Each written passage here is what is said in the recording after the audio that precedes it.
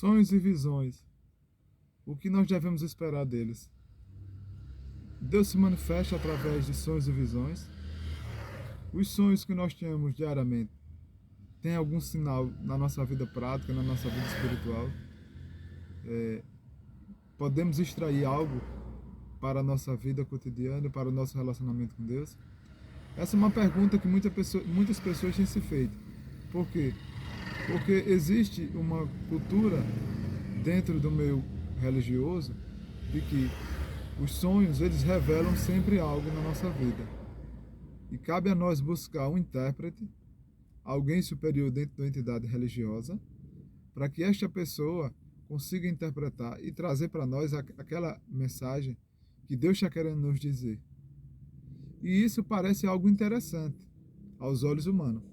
Mas para nós entendermos se isso é bíblico, nós precisamos trazer esses sonhos e essas interpretações à luz das Escrituras e ver como é que Deus se relacionava com o seu povo na primeira aliança com a nação de Israel e na segunda aliança, no novo pacto, tanto com a nação como estendido à igreja dele, aos gentios, a nós gentios.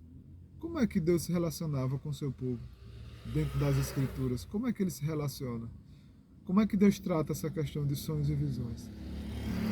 Na primeira aliança, Deus ele dava visão às pessoas, aos seus profetas, às pessoas que ele escolhia, sacerdotes, para que eles levassem ao povo aquilo que Deus estava revelando. E quanto aos ímpios, Deus ele dava sonhos, e os sonhos eram interpretados pelo povo de Deus, assim como Daniel interpretou alguns sonhos. Então, Deus ele só se revelava de forma direta em visões ao seu povo. E em sonho ele se revelava a algumas pessoas que não eram do povo de Deus, para que aquela pessoa pudesse depois descobrir, por meio de alguém que Deus determinou, a interpretação daquele sonho. Na nova aliança, desde dos evangelhos até a carta de Judas e o Apocalipse, nós percebemos uma forma diferente de Deus tratar sobre os sonhos e visões. Deus, ele deu uma visão a Pedro, falou com Pedro. Depois Deus deu uma visão a Ananias. Depois Deus deu uma visão a Paulo. Depois Deus se revelou a João na ilha de Patmos. Mas aí não tem mais a figura do intérprete. Não tem a figura do intérprete mais. Alguém sonhando com algo na nova aliança e levando para alguém interpretar, para aquela pessoa poder extrair qual é a vontade de Deus naquele sonho. Hoje, no meio religioso, no meio neopentecostal, é muito comum essa cultura dos sonhos.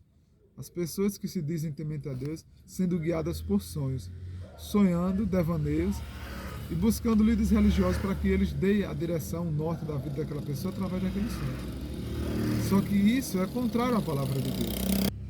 Vamos ver o que a Bíblia diz no livro do profeta Jeremias, capítulo 23, versículo 28. A profeta que tem um sonho, conta o sonho, e aquele que tem a minha palavra, deixe-o falar a minha palavra fielmente. O que tem a palha com o trigo, diz o Senhor. A minha palavra é uma coisa, ela tem que ser falada porque ela é fiel. Agora o sonho é mero sonho. Então não conte o sonho como uma palavra de Deus. Não pega o sonho de alguém e diz, olha, vaso, eis que eu te digo que o Senhor está te revelando isso, isso e isso. Sonho não é a palavra de Deus. A palavra de Deus é aquela vontade revelada nas Sagradas Escrituras. Olha o que disse de novo o profeta Isaías. Ao profeta que tem um sonho, conte o sonho. Só isso. E aquele que tem a minha palavra, deixe-o falar a minha palavra fielmente. O que tem a palha com o trigo, diz o Senhor? É a pergunta que Deus está fazendo a nós. O que é que tem a palha com o trigo? O que é que tem um sonho humano com a minha palavra? A vontade de Deus está revelada aqui. Aí você pega, ignora a palavra de Deus e você vai atrás de líderes religiosos para que ele interprete sonhos como se fosse revelação de Deus para a sua vida. Por quê? A palavra de Deus não é mais suficiente. Aí você começa a buscar viver sobre sonhos e visagens agora do que as pessoas dizem ser de Deus. Não. É aí onde está a lei do engano. Sonhos são inquietações humanas, ansiedades, aquilo que você deseja e faz parte do seu subconsciente. Não está relacionado com a vontade de Deus revelada, porque se Deus estivesse revelando o tempo todo através de sonhos, quantas coisas boas a gente já sonhou e nunca aconteceu? Ou o contrário, quantas coisas más que deveria servir de alerta em sonho, em pesadelo que a gente tem e nunca aconteceu? É preciso entender que a vontade de Deus é revelada na sua palavra e não na boca de pessoas mentirosas e enganadoras dizendo ser profeta ou intérprete da palavra de Deus.